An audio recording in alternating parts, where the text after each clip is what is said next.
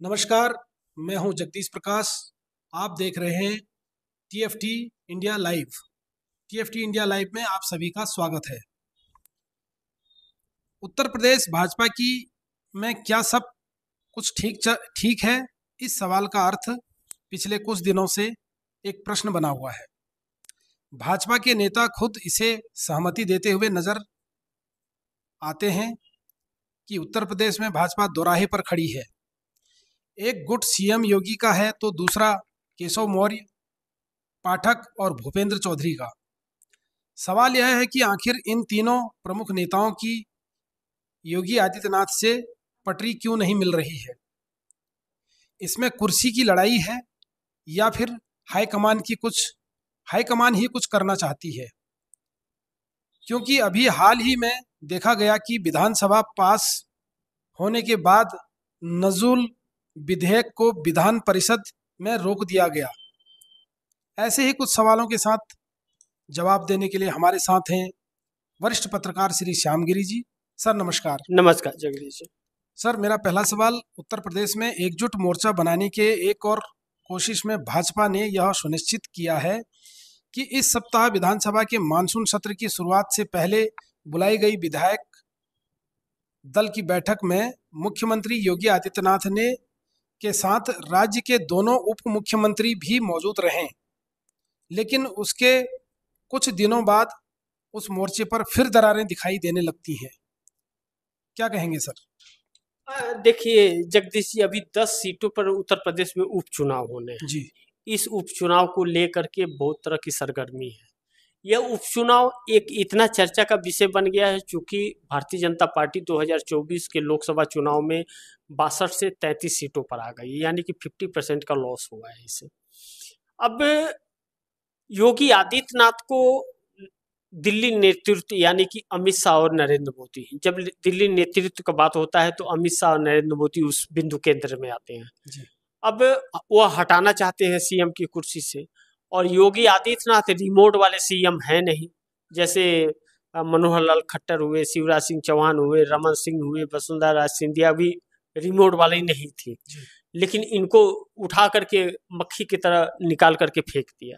लेकिन योगी आदित्यनाथ को नहीं फेंक पा रहे हैं क्योंकि योगी आदित्यनाथ कुर्सी में बैठे हुए और ठाकुरों के एक चेहरा बन गए हैं। अब योगी आदित्यनाथ इतने मजबूत हैं कि योगी आदित्यनाथ को हटाने से भारतीय जनता पार्टी की पूरी साख उत्तर प्रदेश में दांव पे आ सकती है, क्योंकि 2024 लोकसभा चुनाव में भी 33 सीटों पर आकर के सिमट गई भारतीय जनता पार्टी। जब ऐसा है और योगी को हटाना चाहते हैं तो इसमें केंद्रीय नेतृत्व ने एक चाल चली है कि 10 विधानसभा की सीटें हैं, उसके टिकट को वितरित करेंगे योगी आदित्यनाथ, उसमें केंद्र का हाथ नहीं होगा। अब योगी आदित्यनाथ ने बैठक करके दोनों डिप्टी सीएम को बुलाया, बैठक किया और बैठक करके 2-2 सीटें तीनों मुख्यमंत्री ने ले लिया। 10 सीटों में 6 सीटें भाजपा की है और 4 सीटें सपा की थी, जिन लोगों ने इस्तीफा देकर के लोकसभा का चुनाव लड़े थे लोग, तो वह सीटें खाली हुई हैं। अब भाजपा को यह डर लग रहा है कि अगर सीटें हार गए तो उसका संदेश गलत जाएगा। अक्टूबर महीने में महाराष्ट्र हरियाणा का चुनाव है, तो उत्तर प्रदेश हरियाणा से लगा हुआ है और महाराष्ट्र चर्चित इस देश का सबसे बड़ा रेवेन्यू वाला प्रदेश है, तो उसका असर पड़ेगा। अब हर एक दिन नरेंद्र मोदी को अग्नि परीक्षा से गुजरना पड़ रहा है, इसलिए योगी आदित्यनाथ अगर वह नहीं जीत पाते हैं तो उन्हें हटाना आसान होगा कि योगी आदित्यनाथ का जलवा नहीं चल रहा है। हालांकि इस उपचुनाव से भाजपा को कोई फर्क नहीं पड़ने वाला है, ना तो उनकी सरकार गिर जाएगी ना कमजोर हो जाएगी, क्योंकि पूर्ण बहुमत की सरकार है, इसलिए वहां कोई दिक्कत नहीं है। लेकिन एक साख की बात बताई गई है कि अगर योगी आदित्यनाथ नहीं जीत पाए तो हराने की, यानी कि आपका जादू नहीं है, आप कुछ छोड़िए, मैं किसी अल्पसंख्यक को लाऊंगा जो 2027 में कारगर साबित हो। इन 10 उपचुनावों को एक सेमीफाइनल के तौर पे देखा जा रहा है। विधानसभा 2027 के मद्देनजर जिस तरह घोषी उपचुनाव को, विधानसभा की घोषी उपचुनाव को जिस तरह लोकसभा का चुनाव का एक टेलर माना गया था और इंडिया गठबंधन ने जीता था, वहां दारा सिंह वहां से इस्तीफा दे करके और समाजवादी पार्टी से भाजपा में चले गए थे, उसी सीट पे दारा सिंह चुनाव लड़ते हैं और हार जाते हैं फिर, और उसका नतीजा ही लोकसभा चुनाव में देखने को मिला। इसीलिए इस 10 विधानसभा सीटों को सेमीफाइनल के तौर पे देखा जा रहा है, ताकि 27 का अनुमान लगाया जा सकता है। जी जगदीश जी। जी सर, अगले सवाल की तरफ बढ़ते हैं। भाजपा ने उत्तर प्रदेश की 10 सीटों के लिए आगामी विधानसभा उपचुनाव में जीत हासिल करने के लिए कमर कस ली है। हाल ही में संपन्न लोकसभा चुनाव में पार्टी के निराशाजनक प्रदर्शन के बाद सीएम योगी आदित्यनाथ की प्रतिष्ठा दांव पर है। ऐसे में मुख्यमंत्री योगी आदित्यनाथ ने व्यक्तिगत रूप से अयोध्या के मिल्कीपुर सहित 2 निर्वाचन क्षेत्रों की कमान संभाली है। क्या योगी को कुर्सी जाने का डर सता रहा है या फिर कुछ और मामला है? नहीं, कुर्सी जाने का डर सता रहा है जगदीश जी। मैंने अभी आपके पहले सवाल के जवाब में बोला कि 3 मुख्यमंत्रियों को 2-2 सीटें दी गई है जी, क्योंकि यह 6 सीटें भाजपा के पास थी जी। अब भाजपा 6 सीटें थी, 7 सीट ले तो कहा जाएगा कि योगी का जादू चल रहा है, मोदी का जादू समाप्त हो गया है। भाजपा 6 में 5 पे आ जाए, यह कहा जाएगा कि मोदी योगी का जादू भी नहीं चल रहा है जी। तो भाजपा इन 6 सीटों को बचाने के लिए 3 मुख्यमंत्री जो है, योगी आदित्यनाथ मुख्यमंत्री, डिप्टी सीएम ब्रजेश पाठक और डिप्टी सीएम केशव प्रसाद मौर्य, तीनों को 2-2 सीटें दी गई है, जिम्मेदारी दी गई है कि आपको जिताने हैं और 2-2 पर रहेंगे तो ज्यादा ध्यान दे पाएंगे। और 30 मंत्रियों को 10 लोग विधानसभा सीटों पर रखा गया है। हर एक सीट पे 3 मंत्री रखे गए कि उसी विधानसभा में रहेंगे, खाएंगे, पिएंगे, सोएंगे, घूमेंगे और सीट जीता करके ले आएंगे। अब यह देखते हैं कि अगर 10 के लिए 30 मंत्री और 3 मुख्यमंत्री अगर लग रहे हैं 10 सीटों के लिए और इन 10 सीटों में 1 सीटें भी ये गवाते हैं तो इसका मतलब पता चल जाएगा कि यह कुछ भी कर ले, सत्ता में अब दोबारा नहीं आ सकते। लेकिन अगर यह 6 बचाने में भी नाकामयाब हुए, अगर 6 भी नहीं सीटें बचा पाए तो योगी आदित्यनाथ की कुर्सी तो जाना तय है, इसमें कोई शक नहीं है।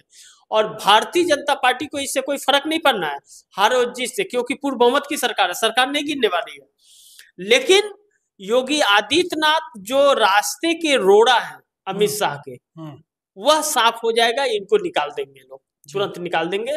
और यह भी सुनने में आया कि भारतीय जनता पार्टी के लोग ही हराने का कार्य करेंगे, लेकिन मुझे लगता नहीं कि ऐसा नहीं करेंगे। या तो स्वयं चाहते हैं कि किसी तरह से अस्तित्व बचे, क्योंकि जहां भी होगा घूम करके नरेंद्र मोदी के ऊपर ही डिबेट उल्टा आएगा। यह चीज हार जाए तो भी और जीत जाए तो भी। अब जीत जाएंगे तो कहेंगे कि मोदी जी ने मंत्र दिया था, हार जाएंगे तो कहेंगे कि मोदी जी का सहारा ही नहीं लिए। तो यह चीजें हैं कि वो कहते हैं ना कि खरबूज सेव चाकू पे गिरे या चाकू खरबूज पे गिरे, कटना तो खरबूज को ही है। तो योगी आदित्यनाथ को ही कटना है और योगी आदित्यनाथ की कुर्सी बचाने की यह लड़ाई। जी जगदीश जी। जी सर, बढ़ते हैं अगले सवाल की तरफ। अगला सवाल भी हमारा उत्तर प्रदेश को लेके ही है। उत्तर प्रदेश में समाजवादी पार्टी ने वह फार्मूला निकाल लिया है जिसके कारण उन्हें विजय हासिल हो सकती है। पार्टी ने तमाम जाति समीकरणों को मजबूत किया है जिससे जीत हासिल हो सकती है। यानी चुनाव में यादव और मुस्लिम प्रत्याशियों को ज्यादा न उतार कर अन्य जातियों को टिकट देकर सामाजिक समीकरणों को मजबूत बनाने की कोशिश होगी।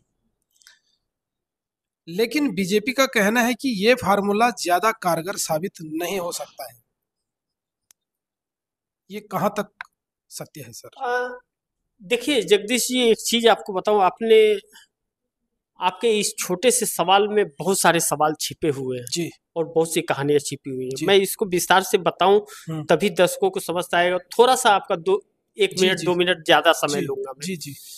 अब जगदीश जी देखिए, इस लोकसभा चुनाव के अंदर यह जो मुद्दा आया जाति जनगणना का, और लोकसभा चुनाव में जो सबसे बड़ा झटका उत्तर प्रदेश से भारतीय जनता पार्टी को लगा है, यहाँ यह हिंदू मुस्लिम की लड़ाई पे लड़ती थी हमेशा। और हिंदू मुस्लिम मंदिर मस्जिद करके यह जीत जाती थी। जी इस बार की लड़ाई जो हुई वह संविधान और लोकतंत्र की आरक्षण की लड़ाई हुई थी। जी इन्हीं के लोग उत्तर प्रदेश के अंदर यह कहते हुए नजर आए कि 400 पार इसलिए चाहिए कि हमें संविधान को बदलना है, आरक्षण को समाप्त करना है। यानी कि वह SC ST और दलित वर्ग के लोग जिन्हें संविधान आरक्षण का हक देता था और जी सम्मान का हक देता था, जी उस चीज को ही, उस ग्रंथ को ही समाप्त करने का इन लोगों ने साजिश रचा था।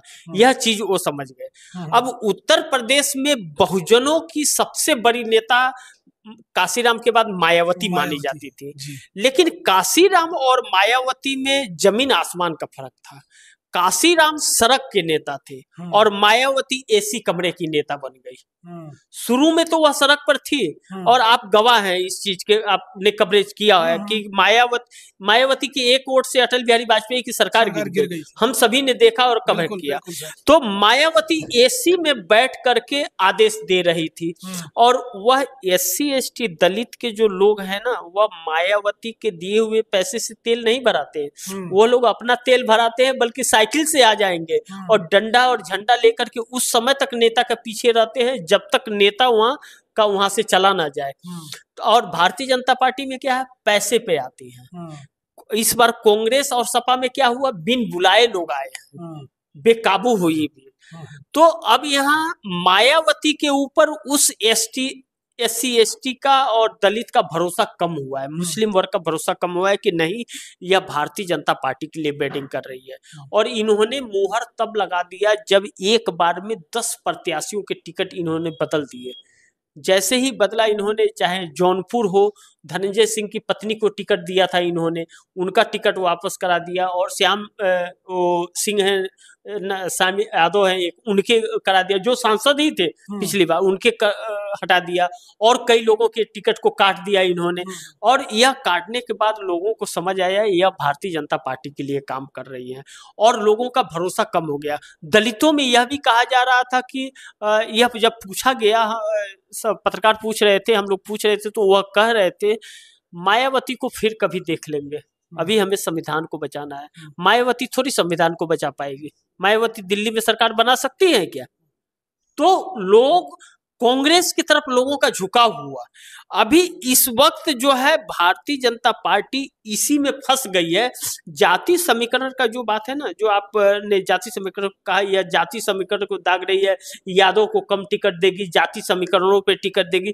वह जातियां समझ गए हैं कि यही है लोग आरक्षण समाप्त वाले। अब देख लीजिए कि नरेश जी का, वह कर्नाटक के जो सांसद हैं भारतीय जनता पार्टी के, वह दलित हैं। आखिर 10 सालों 7 बार 8 बार के सांसद हैं वो। आखिर उन्होंने यह बयान दिया ना कि दलितों का वोट तो यह सरकार लेती है जुमला दे करके, और दलितों का सम्मान का जब समय आता है तो उसे धक्के मार के निकाल देती है। तो दलितों का इस सरकार का सारा खेल तो उन्होंने, तो एक दलित को या SC ST को यह टिकट दे करके क्या करेंगे जब लोग जानते हैं कि इसकी सुनवाई ही नहीं होगी, वहां जाकर के जी हजूरी होगी। तो इस बार देश की जनता देख ले, इसीलिए मैंने आपके पहले सवाल के जवाब में मैंने यह कहा कि यह 10 सीटों का उपचुनाव सेमीफाइनल के तौर पे देखा जा रहा है। अगर यह 10 सीटें हार जाती है भारतीय जनता पार्टी, तो जो 2027 विधानसभा चुनाव में जाएगी तो उसके हौसले टूटे रहेंगे, और जीत जाएगी तो हौसले बुलंद रहेंगे उस समय। लेकिन यहाँ पे अब एक चीज और आप देख लीजिए कि जिस तरह भारतीय जनता पार्टी ने खुद ही कहा था कि हम आरक्षण को समाप्त करेंगे, संविधान को बदलेंगे, इन्हीं के लोगों ने कहा था, तो जनता ने अस्वीकार कर दिया है। अब यही वजह है कि 10 सीटों के लिए 30 मंत्री लगाए जा रहे हैं चुनाव प्रचार के लिए, और 3 CM जो है, 2 डिप्टी CM और एक CM 2-2 सीटों का बंटवारा कर रहे हैं कि 2 सीटें आप जिताने का काम करेंगे, 2 हम करेंगे और 2 ये करेंगे। केशव प्रसाद मौर्य एक ऐसे CM है कि जो खुद की सीट नहीं जीत पाए, वह दूसरे की सीट क्या जिताएंगे। तो यह अग्नि परीक्षा से कम नहीं है इन लोगों के लिए। यह 10 लोग विधानसभा की सीटें भारतीय जनता पार्टी की दशा और दिशा को तय करने वाली है। जी जगदीश जी, धन्यवाद सर। तो ये थे हमारे वरिष्ठ पत्रकार श्री श्यामगिरी जी, जिन्होंने हमारे सवालों के बेहतर जवाब दर्शकों तक पहुंचाए हम आशा करते हैं हमारे द्वारा दिए गए जवाबों से आप संतुष्ट होंगे। मिलते हैं कुछ और खबरों के साथ। देखते रहिए TFT इंडिया लाइव। धन्यवाद।